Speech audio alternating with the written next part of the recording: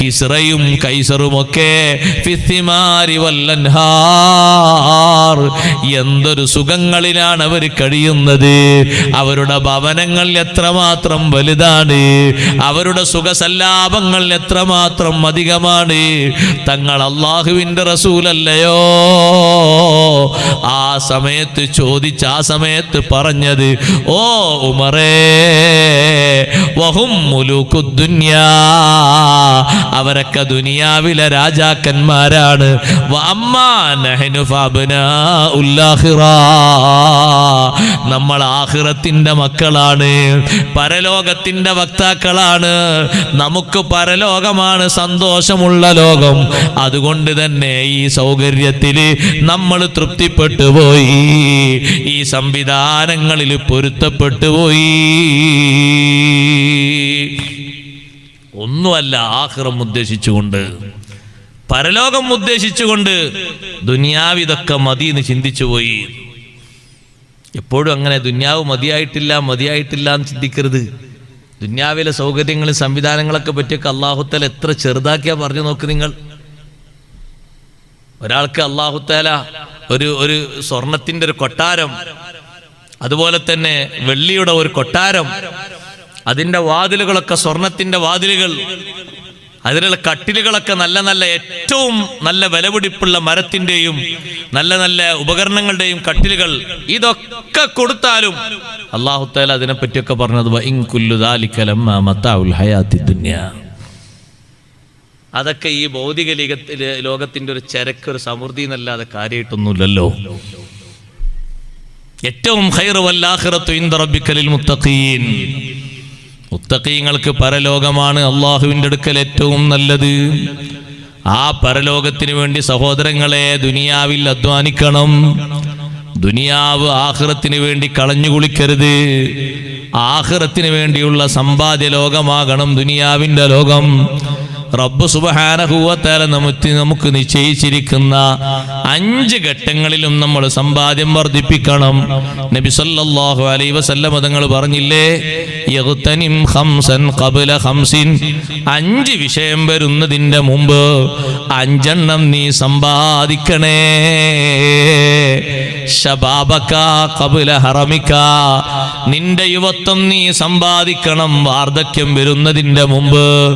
വാർദ്ധക്യം വരുമ്പോ നിനക്ക് പലതും ചെയ്യാൻ കഴിയില്ല. യുവത്വത്തിൽ നിനക്കൊരുപാട് കാര്യങ്ങൾ ചെയ്യാൻ കഴിയും, ഒരുപാട് വിഷയങ്ങൾ നിന്നെ കൊണ്ട് പൂർത്തീകരിക്കാൻ കഴിയും. ആ യുവത്വം നീ സമ്പാദിക്കണം, യുവത്വം നീ മുതലാക്കണം. യുവത്വ കാലത്ത് സാധിക്കുന്ന അത്രേ വാർദ്ധക്യകാലത്ത് സാധിക്കില്ലല്ലോ. യുവത്വ കാലത്ത് ഒരാൾക്ക് അമല് ചെയ്യാൻ കഴിയുന്നത് പോലെ വാർദ്ധക്യകാലത്ത് അമല് ചെയ്യാൻ കഴിയുമോ? ഇല്ല. യുവത്വ കാലത്ത് ഒരാൾക്ക് ദീനിന് വേണ്ടി പ്രവർത്തിക്കും പോലെ വാർദ്ധക്യകാലത്ത് ദീനിന് വേണ്ടി പ്രവർത്തിക്കാൻ കഴിയുമോ? ഇല്ല. അതുകൊണ്ട് യുവത്വം മുതലാക്കണേ. ഖബ്ല ഹറമിക, നിന്റെ വാർദ്ധക്യം വരുന്നതിന്റെ മുമ്പ് നിന്റെ യുവത്വം നീ മുതലാക്കണം. നബി സല്ലല്ലാഹു അലൈഹി വസല്ലം തങ്ങൾ ഉണർത്തി, സഹോദരങ്ങളെ, യുവത്വകാലത്ത് തന്നെ ഒരുപാട് അമല് ആഖിറത്തിന് വേണ്ടി സമ്പാദിച്ചു വെച്ചുപോയി മഹാന്മാരായ സ്വഹാബിമാര്, താബിഈങ്ങൾ. അവരെ യുവത്വം അവർ മുതലാക്കിപ്പോയി. യുവത്വം മുഴുവനും ദുനിയാവിൽ തീർക്കുന്നത് നമ്മുടെ ആളുകൾ നോക്ക് നിങ്ങൾ, വിനോദങ്ങളിലാണ് അധികവും തീർക്കുന്നത്. അതേ വിനോദങ്ങൾ നമ്മുടെ ആളുകൾക്കൊരു ലഹരിയാണ്. എല്ലാ തരം വിനോദങ്ങളും കൂട്ടിക്കോളൂ. ഒറ്റക്കിരുന്നാലും വിനോദം നടക്കുമല്ലോ ഇപ്പോഴത്തെ കാലത്ത്. സംഘമായിട്ട് ആളുകൾ വേണ്ടതില്ലല്ലോ. ഒറ്റക്ക് തന്നെ സംഘമായിട്ട് ആളുകളെ കൂട്ടിയിട്ട് കളിക്കാൻ പറ്റുന്ന കാലമല്ലേ ഇപ്പോ. ഒരു ഗ്രൗണ്ടിലേക്ക് തന്നെ ഇറങ്ങണമെന്നില്ലല്ലോ കളിക്കാൻ. ആ രൂപത്തിൽ തന്നെ എത്ര ആളുകളാണ് ഹരം മൂത്തിരിക്കുന്നത്. സഹോദരാ, നിന്റെ യുവത്വകാലത്ത് നിനക്ക് ക്ഷീണം കുറവാണ്, നിനക്ക് സൗകര്യങ്ങൾ കൂടുതലാണ്, സംവിധാനങ്ങൾ ഉപയോഗിക്കാനുള്ള ശ്രദ്ധയും ധാരാളം ലഭിക്കും, ഒടിവും കഴിവും ധാരാളം കിട്ടുന്നൊരു സമയമാണ്. ആ സമയം നീ മുതലാക്കണം. വസിഹതക ഖബ്ല സഖമിക, ആരോഗ്യകാലം നീ സമ്പാദിക്കണം. നിന്റെ രോഗം രോഗം വരുന്നതിൻ്റെ മുമ്പ്. രോഗം വരുമ്പോൾ പലർക്കും തോന്നും അങ്ങനെ ചെയ്യാം ഇങ്ങനെ ചെയ്യാമൊക്കെ തോന്നും, പക്ഷേ സാധിക്കൂല. രോഗം വന്നു കഴിഞ്ഞാൽ ക്ഷീണം കൊണ്ട് ഓതുന്നത് കുറച്ചായി പോകും, നിസ്കരിക്കുന്നത് കുറച്ചായി പോകും, ദിക്ർ ചൊല്ലുന്നത് അല്പമായി പോകും, എല്ലാം ചുരുങ്ങിപ്പോകും. ക്ഷീണമല്ലേ ബാധിക്കുന്നത്? അതുകൊണ്ട് ആരോഗ്യകാലം മുതലാക്കണം. നിന്റെ സമ്പാദ്യം നിന്റെ ആവശ്യങ്ങൾ കുമിഞ്ഞുകൂടിയിട്ട് ദാരിദ്ര്യം വന്നു പോകുമോ എന്ന് പേടിക്കുന്നതിന്റെ മുമ്പ് നിന്റെ സമ്പാദ്യം കൊണ്ട് നീ മുതലാക്കണം. നബി സല്ലല്ലാഹു അലൈഹി വസല്ലം നിങ്ങൾ പറഞ്ഞു, വഹയാതക ഖബ്ല മൗതിക, നിന്റെ ജീവിതകാലം നീ സമ്പാദ്യമാക്കണം മൗത്ത് വരുന്നതിന്റെ മുമ്പ്. എല്ലാം സമ്പാദിക്കണം, സമ്പാദിക്കേണ്ട ഘട്ടത്തിൽ. പക്ഷേ ഇപ്പോൾ ആളുകൾക്ക് അധ്വാനം കുറവാണ്. ഏറ്റവും കൂടുതൽ ആളുകൾ നിങ്ങൾ നോക്കുന്നത് നമ്മുടെ സമൂഹത്തിലെ ആളുകൾ ഖുർആൻ ഓതുന്നത്, നിസ്കരിക്കുന്നത്, അതുപോലെ തന്നെ ദിക്ർ ചൊല്ലുന്നത്, സുഹൃതങ്ങളുമായി ബന്ധപ്പെടുന്നത് ഏറ്റവും കുറഞ്ഞ സമയം യുവത്വകാലമാണ്. ഏറ്റവും അധികരിപ്പിക്കേണ്ട കാലം യുവത്വകാലമാണ്. കുറഞ്ഞ കാലം ആരോഗ്യമുള്ള കാലമാണ്. രോഗം വന്നിട്ട് അവരെ വിസിറ്റ് ചെയ്യാൻ പോയാൽ ഒരുപാട് സുഹൃതങ്ങൾ ചെയ്യാനുള്ള പൂതി ഇങ്ങനെ പറയുവർ. പക്ഷെ ഇനി നടക്കൂല. രോഗഗ്രസ്തരായി കടന്നുപോയി, ക്ഷീണം വന്നുപോയി. ആരോഗ്യമുള്ള സമയം നല്ലോണം മുതലാക്കേണ്ട സമയമായിരുന്നു അത്. നല്ലോണം മുതലാക്കേണ്ട സമയമായിരുന്നു അത്.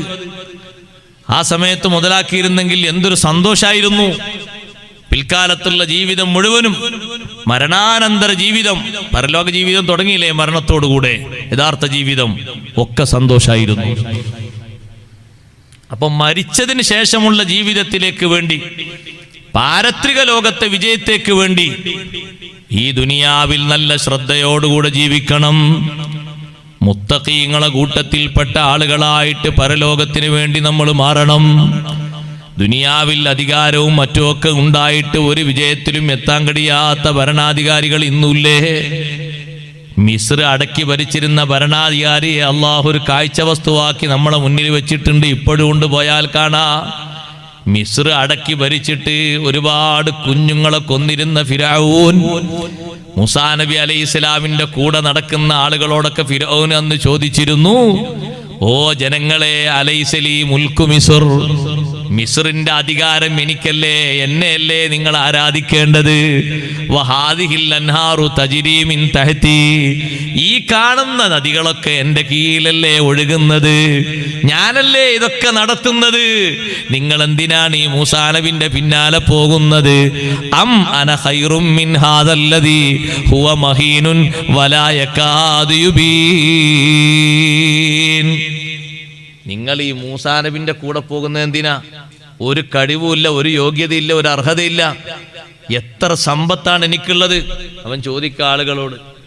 പക്ഷെ ആ സമ്പത്തും ആ സമ്പാദ്യമൊക്കെ ഉള്ള ആള് എന്തായി സഹോദരങ്ങളെ? വിശ്വസിക്കാൻ കഴിഞ്ഞോ ആ മനുഷ്യന്? ഈമാനോടുകൂടെ മരിക്കാൻ കഴിഞ്ഞോ ആ മനുഷ്യന്? ആ മനുഷ്യന്റെ ആക്തിപത്വം കേടായിട്ടല്ലേ പോയത്? അത്രയും വലിയ അക്രമം നടത്തിയ മനുഷ്യനെ ദൃഷ്ടാന്തമായിട്ട് അള്ളാഹു ബാക്കി വെച്ചിരിക്കുകയാണ്. കലീമുല്ലാഹി മൂസാ നബി അലൈഹി സ്വലാമിന് അള്ളാഹു തആല കൊടുത്ത സൗന്ദര്യം എത്ര വലുതാണ്. മൂസാ നബി ദുനിയാവിൽ ആഖിറത്തിന് വേണ്ടി ജീവിച്ചപ്പോ മൂസാ നബി അലൈഹി സ്വലാം ഖബറിന്റെ ഉള്ളിൽ വെച്ച് നിസ്കരിക്കുന്നത് ഞാൻ കണ്ടു എന്നാണ് മുഹമ്മദുർ റസൂലുള്ളാഹി സ്വല്ലല്ലാഹു അലൈഹി വസല്ലം പറഞ്ഞത്. ഇതേ മാസം റജബ് മാസത്തിൽ ഇസ്രാഇന്റെ രാത്രിയിൽ മസ്ജിദുൽ അഖ്സയോട് അടുത്ത സ്ഥലത്ത് മൂസാ നബി അലൈഹി സ്വലാമിന്റെ ഖബറിന്റെ അടുത്തുകൂടെ നബി സല്ലല്ലാഹു അലൈഹി വസല്ലം പോകുമ്പോ റഅയ്തു മൂസാ ഖായിമൻ യുസല്ലി ഫീ ഖബരിഹി.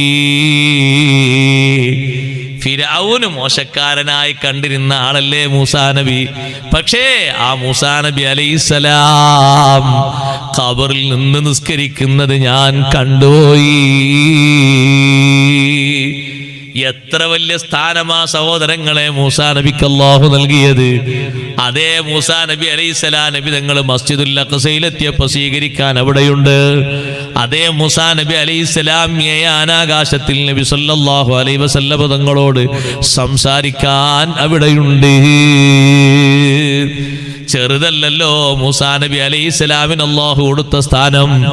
അള്ളാഹുവിനെ കാണാൻ ആഗ്രഹിച്ച മൂസാ നബിക്ക് അള്ളാഹുവിനെ കണ്ട് തിരിച്ചു വരുന്ന സയ്യിദുനാ റസൂലുള്ളാഹി സ്വല്ലല്ലാഹു അലൈഹി വസല്ലമ തങ്ങളെ കാണാനും പലതവണ കാണാനും അള്ളാഹു അവസരം കൊടുത്തുപോയി. വേറൊരൊറ്റ നബിയെയും അല്ലാഹു തആല അവിടെ നിർത്തിയില്ലല്ലോ.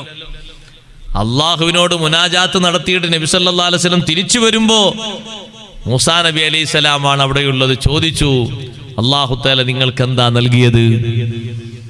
എനിക്കും എൻ്റെ ഉമ്മത്തിനും അല്ലാഹു തആല 50 നിസ്കാരം നൽകി. 50 നിസ്കാരമോ? നിങ്ങളെ ഉമ്മത്തിനേക്കാളും ആരോഗ്യവും ആയുസ്സും സൗകര്യവും ഒക്കെ ഉള്ള ടീമായിരുന്നു ബനു ഇസ്രായേൽക്കാർ. 2 വക്ത് കൊണ്ടാണ് ഞാൻ അവരെ പരിശോധിച്ചത്. പക്ഷെ അതന്നെ അവർക്ക് പൂർണ്ണ നിസ്കരിക്കാൻ കഴിഞ്ഞിട്ടില്ല. 50 നിസ്കാരോ? നിങ്ങൾ മടങ്ങിപ്പോയിട്ട് അള്ളാഹുവിനോട് തഖ്ഫീഫ് ചോദിക്കണം, എളുപ്പം ചോദിക്കണം, ചുരുക്കം ചോദിക്കണം. അള്ളാഹുവിനെ കണ്ട് വീണ്ടും തിരിച്ചു 9 തവണ. ഒരു തവണ അല്ലാഹു തആലാനെ കാണാൻ ചോദിച്ചേരി എത്ര തവണയാ മൂസാ നബി അലൈഹി സ്വലാമിന് കാണാൻ അള്ളാഹു ചാൻസ് കൊടുത്തത്? മൂസാ നബി അലൈഹി സ്വലാം ഈ ഭൂമിയിൽ ജീവിച്ചത് അള്ളാഹുവിനെ കാണണം എന്ന വല്ലാത്തൊരു താല്പര്യത്തോടെയല്ലേ അള്ളാഹിനെ കാണാൻ ആഗ്രഹിച്ചത്. ആ ആഗ്രഹത്തിനല്ലേ സഹോദരങ്ങളെ ദുനിയാവിൽ വെച്ച് അള്ളാഹുവിനെ കാണാൻ കഴിയില്ല, പക്ഷേ അള്ളാഹുവിനെ കണ്ട് തിരിച്ചു വരുന്ന സയ്യിദുനാ റസൂലുള്ളാഹി സ്വല്ലല്ലാഹു അലൈഹി വസല്ലമ തങ്ങളെ കാണാനും സംവദിക്കാനും അള്ളാഹു അവസരം നൽകിയത്. ആ മൂസാ നബി അലൈഹി സ്വലാമിന് ചെറിയ ബഹുമാനമല്ലല്ലോ അള്ളാഹു നൽകിയത്. ഫിർഔനിന് എല്ലാ കാലത്തും അള്ളാഹു നൽകിയതോ ശാപം തന്നെ. ശാപമല്ലേ, ശിക്ഷയല്ലേ അല്ലാഹുവിന് നൽകിയിരിക്കുന്നത്. അന്നാറു യുറലൂന അലൈഹാ ഉദുവൻ വഅശിയ്യാ. നമ്മൾ ഫിർഔനെ പോയാൽ നോക്കിക്കാണുന്നത് AC റൂമിലാണ്. ഫിർഔനെ മാത്രം ആ മ്യൂസിയത്തിൽ ഒരു AC റൂമിലാണ് വെച്ചിരിക്കുന്നത്. നല്ല ഒരു പെട്ടിക്കുള്ളിലാണ് അവനെ വെച്ചിരിക്കുന്നത്. അവന്റെ ശരീരത്തിൽ മരുന്നൊന്നും തേക്കുന്നില്ല. അവന്റെ ചെറിയ പല്ലും അവന്റെ നഖവും അവന്റെ നരച്ച മുടിയൊക്കെ ഇപ്പോഴും കാണാം. പക്ഷേ സഹോദരങ്ങളെ, നമ്മുടെ നഗ്നനേത്രങ്ങൾക്ക് മറയായിട്ടൊരു കാര്യമുണ്ട്. അത് അള്ളാഹുവിന്റെ അദാബാണ്. അത് 24 മണിക്കൂറും നൽകുന്നു എന്ന് അല്ലാഹ് ഖുർആനിലൂടെ പഠിപ്പിക്കുന്നു. അന്നാറു യുറലൂന അലൈഹാ ഉദുവൻ വഅശിയ്യാ. 24 മണിക്കൂറും അവന് നരകശിക്ഷയാണ്. ആഖിറത്തിലെത്തിയിട്ടുള്ള ശിക്ഷ വേറെയുണ്ട്. ഇവിടെ കൊടുക്കുന്ന ശിക്ഷയാണ് നരകശിക്ഷ 24 മണിക്കൂറും. ഫിർഔൻ കുടുംബത്തിന് അല്ലാഹു ശിക്ഷ കൊടുക്കുകയാണ്. അതേ സമയത്ത് മൂസാ നബി അലൈഹിസ്സലാം എത്ര സലാമത്തിലാണ്, എത്ര റാഹത്തിലാണ്. കിടക്കുന്നിടത്ത് വെച്ച് പോലും അള്ളാഹുവിന് നിസ്കരിക്കാൻ അല്ലാഹു തആല സംവിധാനം ഒരുക്കി കൊടുത്തത് മൂസാ നബി അലൈഹിസ്സലാമിന്റെ സ്ഥാനത്തെയും ബഹുമാനത്തെയും അറിയിക്കുന്നതാണ്. അത് ചെറിയൊരു ബഹുമാനമല്ല മൂസാ നബി അലൈഹിസ്സലാമിന് അല്ലാഹു നൽകിയത്. ദുനിയാവിൽ രാജാധികാരം കൊണ്ട് വലിയ അക്രമം സൃഷ്ടിച്ച് വലിയ കൊലപാതകങ്ങൾ നടത്തിയിട്ട് അള്ളാഹുവിനെ പോലും വെല്ലുവിളിച്ച ഫിർഔൻ അവൻ തോറ്റുപോയി. ദുനിയാവ് അവരൊക്കെ ഉപയോഗിച്ചത് ദുനിയാവിന്റെ ഭംഗിക്ക് വേണ്ടിയും സൗന്ദര്യത്തിനും വേണ്ടിയാണ്. ഞാൻ എൻ്റെ മൂമിനീങ്ങളോട് മൂമിനാത്തുകളോട് പറയട്ടെ, ദുനിയാവിലെ ഹ്രസ്വകാലം അത് ആസ്വദിക്കാൻ വേണ്ടിയുള്ള കാലമായി ഉപയോഗിക്കരുത്. പിന്നെയോ പടച്ച റബ്ബിനെ അനുസരിക്കാനുള്ള കാലമായിട്ട് ഈ ദുനിയാവിലെ കാലം നമ്മൾ ഉപയോഗിക്കണം. അള്ളാഹുവിനെ അനുസരിക്കാനുള്ള കാലമായിട്ട് ഈ ദുനിയാവിലുള്ള കാലം, ചുരുങ്ങിയ കാലം നമ്മൾ ഉപയോഗിക്കണം. പടച്ച റബ്ബിനെ പേടിച്ച് ജീവിക്കുന്ന മുത്തഖീങ്ങളെ കൂട്ടത്തിൽ നമുക്ക് പെടണം.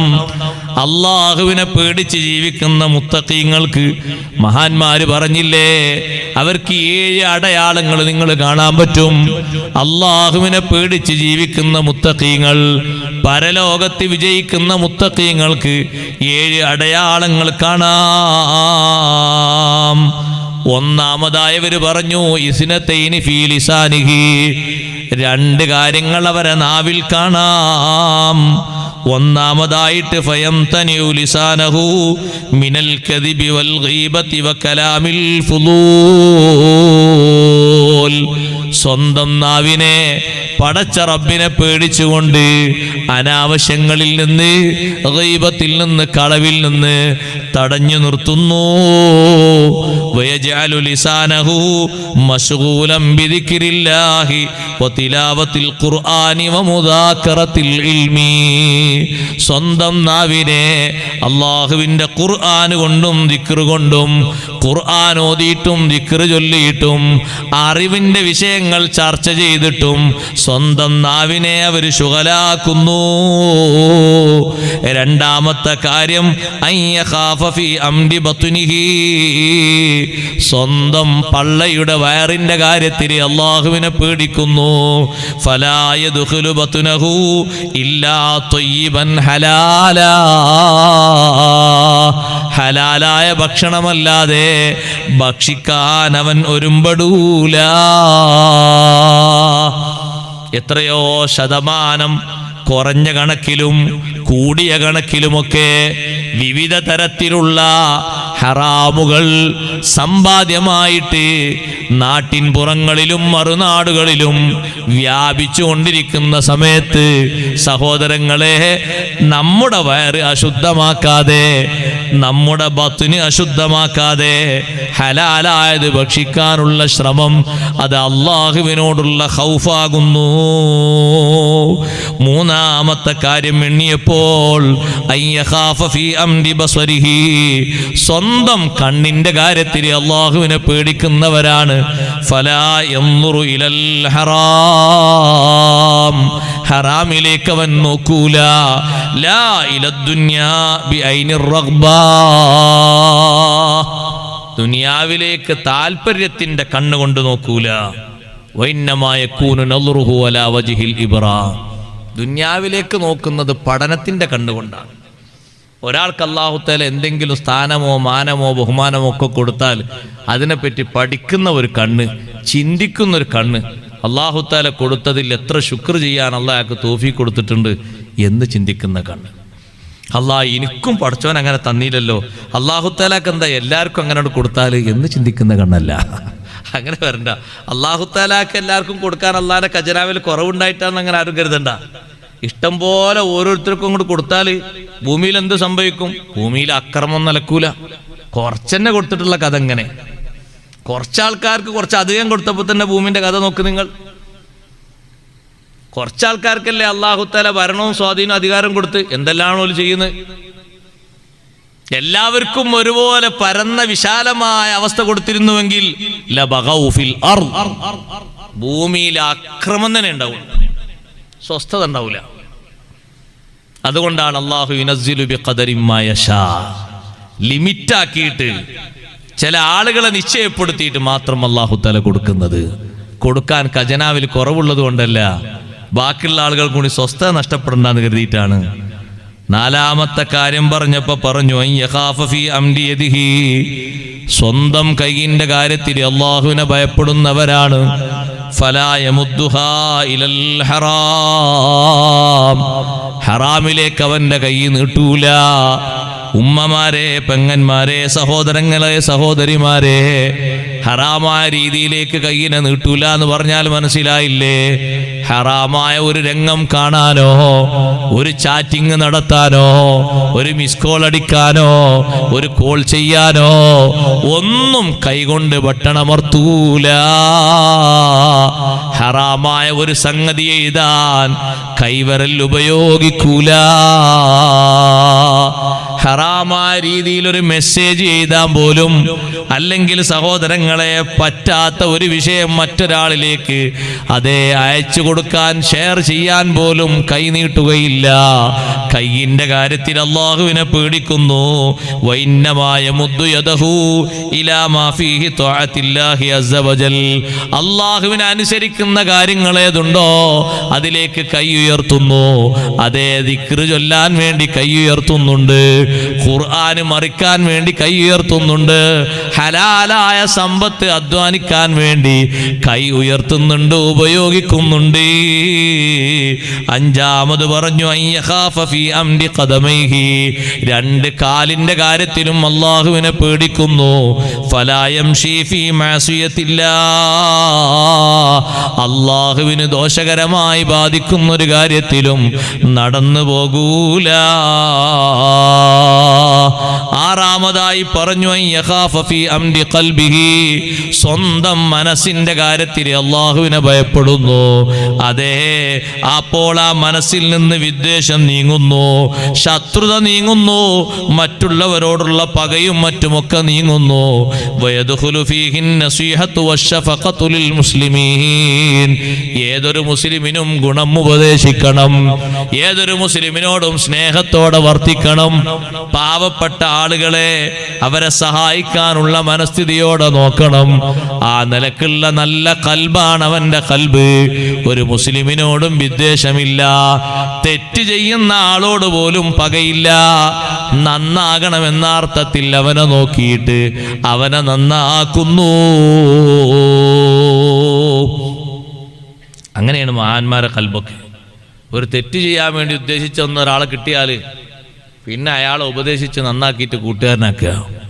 അങ്ങനെയാണ്. ഷെയ്ഖ് ജീലാനി റളിയല്ലാഹു അൻഹുവിന്റെ വീട്ടിൽ കള്ളൻ കയറിയ കള്ളൻ ആ വീട്ടിൽ കയറിയതുകൊണ്ട് അയാൾ നന്നായിപ്പോയി. ആ വീട്ടിൽ കയറിയതുകൊണ്ട് അയാൾ നന്നായിപ്പോയി. ഷെയ്ഖ് ജീലാനി റളിയല്ലാഹുവിന്റെ വീട്ടിൽ കയറിയിട്ട് ഒന്നും കിട്ടാതെ വന്നപ്പോൾ ഒന്നും കിട്ടിയില്ലേ? ഒന്നും കിട്ടിയില്ല. അത് വലിയ നഷ്ടമായി പോയല്ലോ. എന്നാ നിങ്ങൾ കാര്യം ചെയ്യും, നിങ്ങൾക്ക് എന്തെങ്കിലുമൊക്കെ തരണ്ട, നിങ്ങൾ ഇങ്ങോട്ട് വീട്ടിൽ വന്നാലും ഒന്നും കിട്ടാത്ത ആളല്ലേ, നിങ്ങൾ അവിടുത്തെ കുറച്ച് 2-3 ബക്കറ്റ് വെള്ളം കോരിക്കോളി എന്ന് പറഞ്ഞു. ഒരു ഖിദ്മത്ത് എന്ന നിലക്ക് വെള്ളം കോരിയിട്ട് അയാൾക്കൊരു ഹദിയ കൊടുത്തു. ആ ഹദിയ കിട്ടിയതോടുകൂടെ അയാൾ മനസ്സ് നന്നായിപ്പോയി. അയാൾ ചിന്തിച്ചു, നല്ല സ്വഭാവമുള്ള ആളാണല്ലോ ഈ വീട്ടിലെ ആള്, ഷെയ്ഖ് ജീലാനിയാണെന്നും അയാൾക്കറിയില്ല. ഇയാളെ കൂടെ കൂടിയാൽ എനിക്ക് നന്നാകാൻ പറ്റും, എൻ്റെ ദുസ്വഭാവം മാറാൻ പറ്റും. കള്ളന് ഷെയ്ഖ് ജീലാനി റളിയല്ലാഹുവിന്റെ കൂടെ കൂടി അയാളെ കളവിന്റെ ചിന്തയൊക്കെ പോയി തോപ ചെയ്ത് അയാൾ നന്നായിപ്പോയി. അങ്ങനെയാണ്. അവരെ കൂടെ കൊടുക്കുമ്പോൾ എത്ര മോശപ്പെട്ട ആളാണെങ്കിലും അങ്ങോട്ട് നന്നായി പോകും. അങ്ങനെയല്ലേ കള്ളന്മാരെ മുഴുവനും ഇൽമു പഠിക്കാൻ വേണ്ടിയുള്ള മനസ്സോടുകൂടെ അവരൊക്കെ നന്നാക്കിയെടുത്തില്ലേ? സത്യം പറഞ്ഞിട്ട് ഷെയ്ഖ് ജീലാനി റളിയല്ലാഹു അൻഹു കള്ളന്മാരെയും കൊള്ളത്തലവന്മാരെയൊക്കെ എത്ര പെട്ടെന്നാണ് നന്നാക്കിയത്. 18-ാമത്തെ വയസ്സിൽ തന്നെ സത്യം പറഞ്ഞ് കൊള്ളക്കാരായ കൊള്ളവീരന്മാരെ ആൾക്കാരെ മുഴുവനും കൊള്ള സംഘങ്ങൾ അതിൽ നിന്ന് മാറ്റിയിട്ട് തൗബ ചെയ്ത് നന്നായിട്ട് ഷെയ്ഖ് ജീലാനി റളിയല്ലാഹുവിന്റെ കൂടെ ഇൽമു പഠിക്കാൻ വേണ്ടി അവരും ബഗ്ദാദിലേക്ക് പോകാനാ പിന്നെ മനസ്സ് കാണിച്ചത്. അങ്ങനെയാണ്. അവരെ ശപിക്കാനോ അവർക്കെതിരായി പ്രാർത്ഥിക്കാനോ ഒന്നും അവർക്ക് തോന്നൂല. അവർ നന്നാകണമെന്ന ചിന്തയാണ്. റിഫായി ഷെയ്ഖ് റളിയല്ലാഹുവിന്റെ വീട്ടിൽ കള്ളം കയറിയപ്പോഴും അങ്ങനെ തന്നെയല്ലേ? ചെറുപ്പക്കാരനാണ് കക്കാൻ കയറിയത്. അയാൾ അടിച്ചൊന്നുമില്ല, ചീത്ത പറഞ്ഞില്ല. അയാൾ ചോദിച്ചു, എന്തിനാ വന്നത്? ഗോതമ്പ് വേണമല്ലേ? നല്ല ഗോതമ്പ് കെട്ടിയിട്ട് തോളിലേറ്റിയിട്ട് അയാളെ കൂടെ പോയി. ഒരേളത്തിന് വരെ അയാളെ കൂടെ പോയി.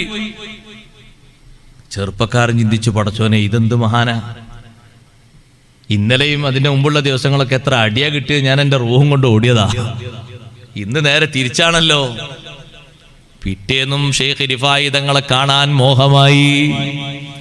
മഹാനവറുകളെ ഹളറത്തിലെത്തി, ഇൽമു പഠിച്ചു, നന്നായി, ഔലിയാക്കളെ കൂട്ടത്തിൽ മെമ്പറായി. സുബ്ഹാനല്ലാഹ്, എത്ര ആൾക്കാരെയാണ് അവർ നന്നാക്കിയത്. കുടിയന്മാരെയും മറ്റുമൊക്കെ അവരോട് ഇടപഴകിയിട്ടവരെ നന്നാക്കിപ്പോയി. മഹാന്മാരായ പണ്ഡിതന്മാര് പറയുന്നു, 7-ാമത്തെ കാര്യം അയ്യകൂന ഖായിഫൻ ഫി അംരി ത്വഅതിഹി, അല്ലാഹു ഇബാദത്ത് എടുക്കുമ്പോ അല്ലാഹുവിനെ നന്നായി പേടിക്കുക.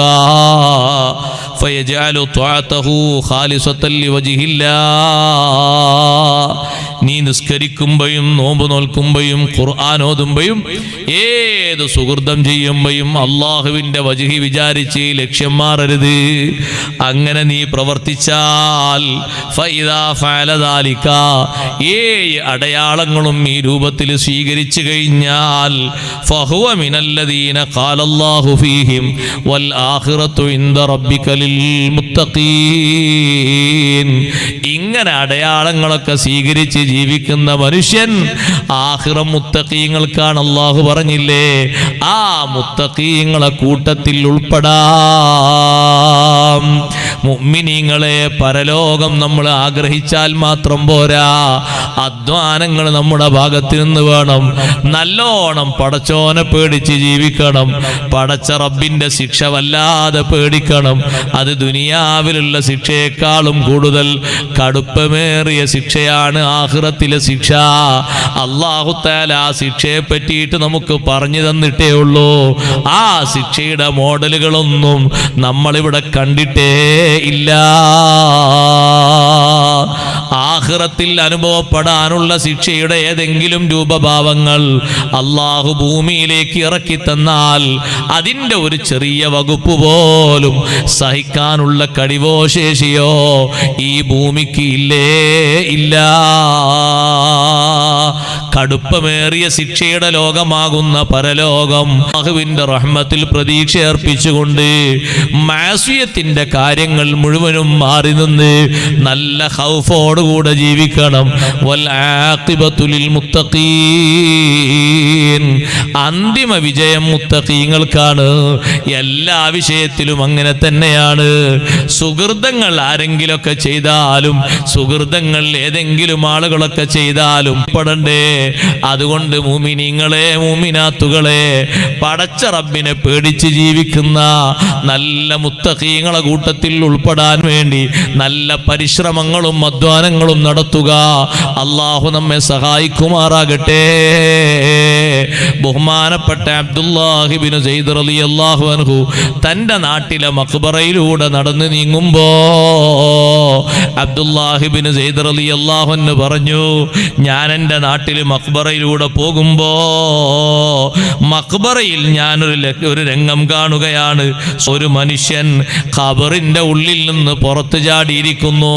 അദ്ദേഹത്തിന്റെ കഴുത്തിലൊരു ചെങ്ങലയുണ്ട്. ചെങ്ങല കിലികിലിക്കിയിട്ട് അദ്ദേഹം അങ്ങനെ ഓടുകയാണ്. ഞാൻ നോക്കുമ്പോ ഏതാ പിറകിൽ ഒരാളൊരു ചെങ്ങലയുമായി വന്നിട്ട് ഒന്നുകൂടി അദ്ദേഹത്തിന്റെ ചെങ്ങലയിൽ ബന്ധിപ്പിച്ച് ഖബറിന്റെ ഉള്ളിലേക്ക് വലിക്കുന്നു. ഖബറിന്റെ ഉള്ളിലേക്ക് ഒരാൾ വലിച്ചു കൊണ്ടുപോയി. പിന്നെ ഞാൻ അയാളെ അടിക്കുന്ന ശബ്ദം കേൾക്കുന്നു. പലതും ചെയ്തിട്ടുണ്ട്, ശരിയാണ്. പക്ഷേ വലാകിന്നക കുന്ത ഇദാ ഖലൗത ബിൽ മആസി ലം തുറാഖിബില്ലാഹ്. ഒറ്റ കാര്യം, അതെന്റെ സഹോദരങ്ങളോട്, സഹോദരരോട് എന്തു സംസാരിക്കുക, എന്തും കാണാം. എന്തെല്ലാം മനുഷ്യന്മാർ കാണുന്നത്. ഖബറാളിയോട് പറയുന്നു, വലാകിന്നക കുന്ത ഇദാ ഖലൗത ബിൽ മആസി, അനാവശ്യങ്ങളെ കൊണ്ട്, തെറ്റുകുറ്റങ്ങളെ കൊണ്ട് നീ തനിച്ചായപ്പലം തുറാഖിബില്ലാഹി തആല, അല്ലാഹനെ നീ നിരീക്ഷിച്ചിട്ടില്ല. ശബ്ദം കേൾക്കുന്ന സഹോദരിമാരെ, നമുക്ക് വേണ്ടി അധ്വാനിക്കുന്ന ഭർത്താക്കന്മാര് ഗൾഫിലും നാട്ടിലൊക്കെ വളരെ കഷ്ടപ്പെട്ട് അധ്വാനിക്കുന്നു, ചോര നീരാക്കുന്നു, മാസം മാസം അയച്ചു തരുന്നു. എല്ലാ മക്കളെയും ഉറക്കിയിട്ട് കട്ടിലുമേൽ ഇങ്ങനെ കിടന്നിട്ട് വേണമെങ്കിൽ AC ഒക്കെ ഇട്ടിട്ട് ഒരു നീലചിത്രം കാണാൻ നല്ല രസമാണ്. ഒരു മണിക്കൂറെങ്കിലും ചെലവഴിച്ചാൽ മുമ്പ് അദ്ദാതല്ലേ മതിയല്ലോ, കുഴപ്പമില്ലല്ലോ. ശേഷം എന്തേലും ദിക്റൊക്കെ ചെല്ലിയാൽ മതി. ഒറ്റക്ക് അങ്ങോട്ട് റൂമിൽ കയറിയിട്ട് ദിക്ർ ചൊല്ലിയിട്ട് ഒറ്റക്ക് കിടക്കുന്ന ഖബർ ചിന്തിക്കുന്നതിന് പകരം, ഒറ്റപ്പെട്ട് കിടക്കേണ്ട ഖബർ ചിന്തിക്കുന്നതിന് പകരം അനാവശ്യം കണ്ടുപോയി, ചാറ്റിംഗ് നടത്തിപ്പോയി, അവിഹിത ബന്ധം സ്ഥാപിച്ചുപോയി. എൻ്റെ ഭർത്താവിനോടൊന്നും സംസാരത്തിനൊരു സുഖമില്ല. പഴയ കാലത്തൊരു കാമുകനുണ്ടായിരുന്നു, വിളിച്ചാലയാള് വിളിക്ക് ഉത്തരം ചെയ്യുമോ എന്നറിയില്ല. ഒന്ന് നമ്പർ നെക്കി നോക്കിയാലോ എന്ന് തോന്നിപ്പോയി. വലാകിന്നക കുന്ത ഇദാ ഖലൗത ബിൽ മആസി, നിസ്കരിച്ച ആളോടും ഖബറിൽ ശിക്ഷിക്കുന്ന ആള് പറയുന്നത്, തെറ്റ് നീ ഒറ്റക്ക് ചെയ്യുമ്പോ ലം തുറാഖിബില്ലാ, അല്ലാഹനെ നിരീക്ഷിച്ചില്ല അല്ലേ. എന്നിട്ട് ഒറ്റക്കിരിക്കുമ്പോ ദിക്ർ ചൊല്ലേണ്ടതിന് പകരം, ഒറ്റക്കിരിക്കുമ്പോ പടച്ചോനെ പേടിച്ച് കരയേണ്ടതിന് പകരം, ഒറ്റക്കിരിക്കുമ്പോ നിസ്കരിക്കുമ്പോ ഒറ്റക്കുള്ള കിടത്തന്മാരും നീ തെറ്റുകുറ്റങ്ങളിൽ വ്യാപിച്ചു പോയി. അബ്ദുല്ലാഹിബ്നു സയ്യിദ് റളിയല്ലാഹു അൻഹു ആ മറുപടി കേട്ട് ഞാൻ ആകെ പേടിച്ചു പോയി. മഖ്ബറയുടെ ഉള്ളിൽ നിന്ന് ഈ മറുപടി കിട്ടുമ്പോ നമുക്കിതിൽ വലിയ പാഠമുണ്ട്, ചിന്തിക്കാൻ ഒരുപാടുണ്ട്.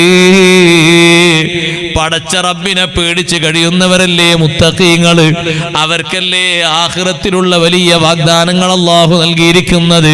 പടച്ച റബ്ബിനെ ഏറ്റവും കൂടുതൽ പേടിച്ചവരാരാണ്? സയ്യിദുനാ മുഹമ്മദുർ റസൂലുള്ളാഹ് സല്ലല്ലാഹു അലൈഹി വസല്ലം. എത്രത്തോളം മുത്തുനബി തങ്ങൾ പേടിച്ചത്. ഒന്ന് മൂത്രം ഒഴിച്ചിട്ട് വെള്ളം കൊണ്ടുവരാൻ വേണ്ടി പറഞ്ഞു. ഓരോ സമയവും അള്ളാഹുവിൻ്റെ ഓർഡർ വരുമോ എന്ന് കാത്ത് എത്ര കാലമായി ഇതാ സൂറിൽ ഊതാൻ വേണ്ടിയിട്ട് അതിൻ്റെ ഭാഗം വായിലേക്ക് കടിച്ചു പിടിച്ചുകൊണ്ട് അള്ളാഹുവിൻ്റെ ഓർഡർ കാത്തു നിൽക്കാൻ തുടങ്ങിയിട്ട് മലക്കത്ര കാലമായി. ഇസ്രാഫീൽ അലൈഹിസ്സലാം, ഞാൻ എങ്ങനെ പെട്ടെന്ന് ഈ വെള്ളത്തിന് കാത്തിരിക്കാൻ ഇത്രയും നേരം എനിക്ക് കഴിയോ? പേടിച്ചുകൊണ്ട് മുഹമ്മദ് റസൂലുള്ളാഹി സ്വല്ലല്ലാഹു അലൈഹി വസല്ലം. അള്ളാഹുവിലുള്ള ഖൗഫാണത്. ഏറ്റവും അധികം അള്ളാഹുവിനെ പേടിച്ചത് അവിടുന്നാണ്. പടച്ച റബ്ബിനെ പേടിച്ച് ആഖിറമുണ്ടെന്നുള്ള ബോധം നമ്മുടെ ഖൽബിലും നമ്മുടെ പ്രവർത്തനങ്ങളിലും നമ്മുടെ ഓരോ മേഖലകളും നിറച്ചുകൊണ്ട് നമ്മൾ ജീവിക്കണം. അള്ളാഹു നമ്മെ സഹായിക്കുമാറാകട്ടെ. നമ്മുടെ സദസ്സ് അല്ലാഹു തആല ഖബൂൽ ചെയ്യുമാറാകട്ടെ.